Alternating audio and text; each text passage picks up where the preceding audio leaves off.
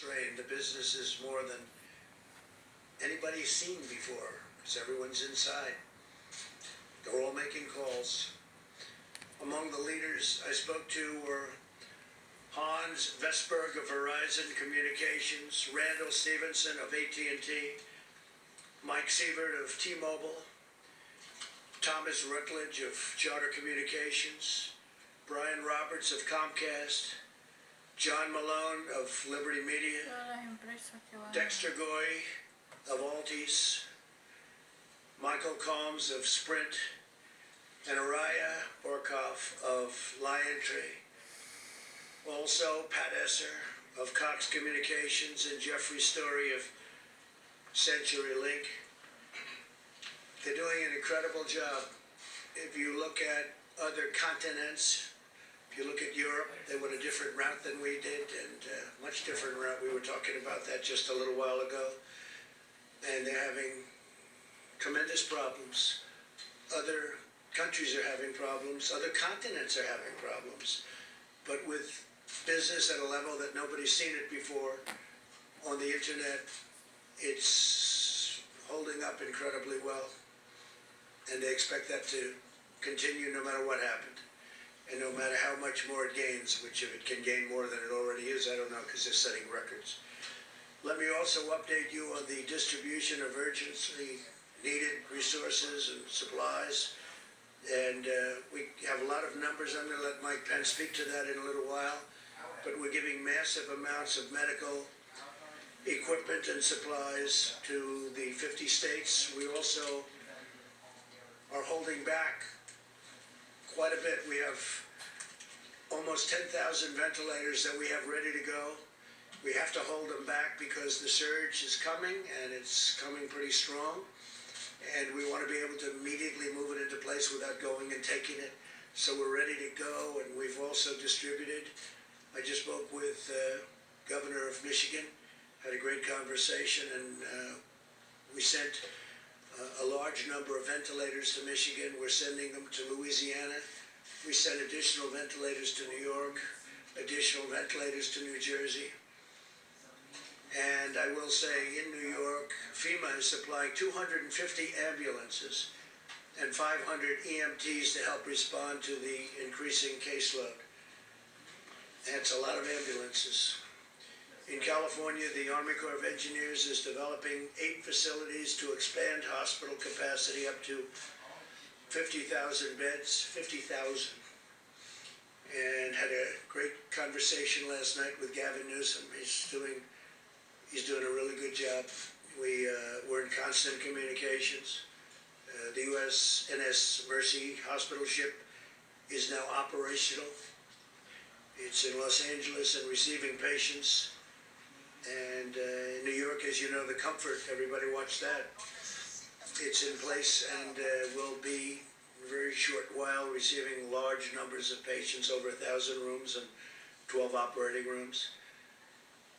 FEMA's also provided 100 travel trailers to assist with housing needs, and we're ordering hundreds more. In Michigan, FEMA will soon deliver, in addition to the ventilators, 250-bed field hospital, and Army Corps of Engineers is evaluating locations to build alternate care facilities. So we're doing a field hospital in Michigan of 250 beds, and we may be doubling it up soon, depending on the need. They're doing a good job with beds in Michigan, but they may need more than the 250. So FEMA and the Army Corps of Engineers are prepared to go there quickly and get it done. In Louisiana, we're delivering 2 field hospitals to provide 500 new hospital beds. I've been talking with the governor, John Bell Edwards, and the Army Corps of Engineers has been really doing incredible work, establishing 3,000-bed alternate care site at the New Orleans Convention Center, which will be operational, believe it or not, this week. So we're doing a 3,000-bed alternate care site, and we're also doing a 500-bed new hospital. And that's in Louisiana, which really got hit. It started off very late, and it was looking good, and then all of a sudden it just reared up. came from nowhere. In addition to the supplies we deliver it, we're also giving hospitals the flexibility to use new facilities, including surgical care centers, to care for hospital patients who are not infected. For example, I know that many expectant mothers are understandably concerned about exposing their newborn babies to the virus, and they should be. With our action yesterday, hospitals now have the authority to create special areas for mothers to deliver their babies in a very safe and healthy environment, totally separate. Over the past 2 months, the U.S. State Department has organized one of the largest and most complex international evacuation operations in American history. Mike Pompeo has been working round the clock, along with Ambassador O'Brien. Since January 29th, we have successfully repatriated over 25,000 Americans from more than 50 countries where they were literally stuck, in some cases locked in. And I salute the incredible public servants at the Department of State as well as their counterparts at DHS and HHS who have played such an important role in doing this. You probably read about the young people in Peru and young people in Brazil, and they were absolutely stuck, and we got them out, got them. Almost everybody is out now, back home with their parents, their wives, their husbands. I want every American to be prepared for the hard days that lie ahead. We're going to go through a very tough 2 weeks.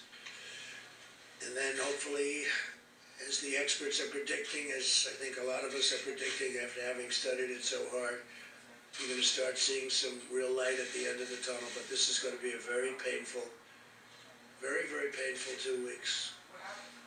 When you look and see at night the kind of death that's been caused by this invisible enemy, it's incredible. I was watching last night Governor Murphy of New Jersey say 29 people died today, meaning yesterday, and others talking about numbers far greater. But you get to know a state, I know New Jersey so well, and you hear 29 people, and hundreds in other locations, hundreds in other states.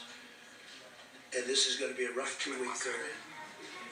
As a nation, we face a difficult few weeks as we approach that really important day when we're going to see things get better all of a sudden.